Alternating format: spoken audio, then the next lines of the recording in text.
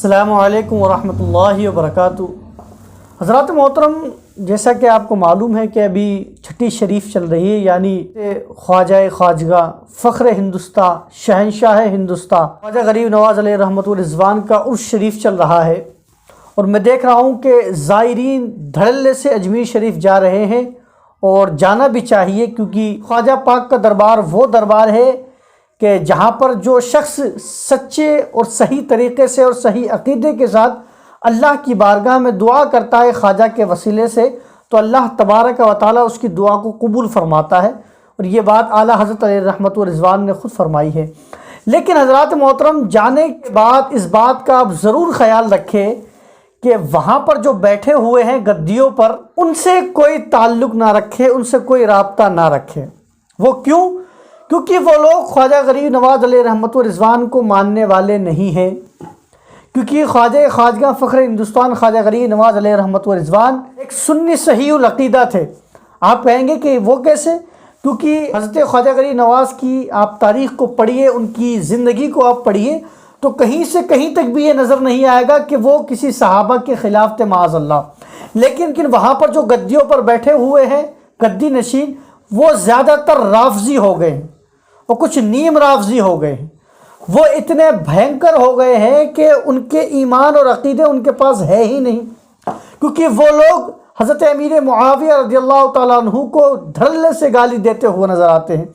حضرت امیر معاویہ کو گالی دیتے ہوئے نظر آتے ہیں، اور بھی جو صحابہ ہیں حضرت ابو بکر، حضرت عمر، حضرت عثمان، ان کے اوپر بھی وہ تبرہ کرتے ہوئے نظر آتے ہیں، اور بہت سے تو ایسے ہیں جو ان کو بھی گالی دیتے ہوئے نظر آتے ہیں، اور ان کا عقیدہ وہی ہے جو شیعوں کا عقیدہ ہے۔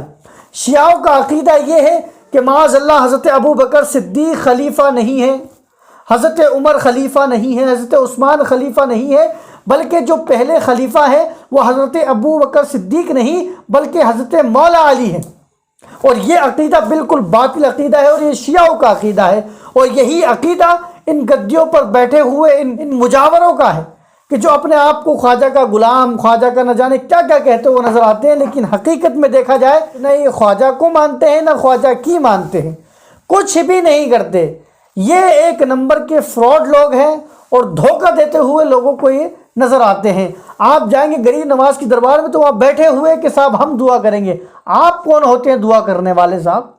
آپ کے تو خود کی نمازیں درست نہیں ہیں، آپ کے تو خود کے تلفظ صحیح نہیں ہیں، آپ کے تو خود کے الفاظ صحیح نہیں ہیں۔ ہم نے بارہا ویڈیو کے اندر دیکھا، نہ جانے کیا کیا پڑھتے رہتے ہیں، نہ ان کو زیر کی تمیز ہے، نہ ان کو زبر کی تمیز ہے، نہ ان کو پیش کی تمیز ہے، نہ ان کو معروف پڑھنے کا طریقہ آتا ہے، مجہول پڑھتے ہوئے نظر آتے ہیں، اور کہتے ہیں کہ صاحب ہم دعا کریں گے۔ تم کیا دعا کرو گے گنوارو؟ تمہیں خود کو کچھ نہیں آتا، تمہارے عقیدت درست نہیں ہے، تمہاری نمازیں درست نہیں ہیں، تمہیں نماز پڑھنے کے طریقے نہیں آتے، تم کیا دعا کرو گے؟ تم کہتے ہو کہ ہم خواجہ کے گدی نشین ہیں اور خواجہ کے ماننے والے ہیں، خواجہ نے تو ایک ٹائم کی نماز نہیں چھوڑی، اور تم ایک ٹائم کی نماز نہیں پڑھتے ہو، تم کہاں سے خواجہ والے ہو گئے؟ تو جتنے بھی زائرین جا رہے ہیں ان سے یہی گزارش ہے کہ آپ جائیں خواجہ کے دربار کے اندر، اور خوب وہاں جا کر اللہ کی بارگاہ میں دعا کریں، لیکن وہاں جانے کے بعد ان لوگوں سے کوئی تعلق نہ رکھیں۔ آپ وہاں پر جائیں، فاتحہ خوانی کریں، دعا کریں، اور اپنے گھر کو واپس چلے جائیں۔ ان مجاوروں کے چکروں میں نہ پڑیں، ورنہ تو یہ آپ کے عقیدے کو بھی خراب کر دیں گے،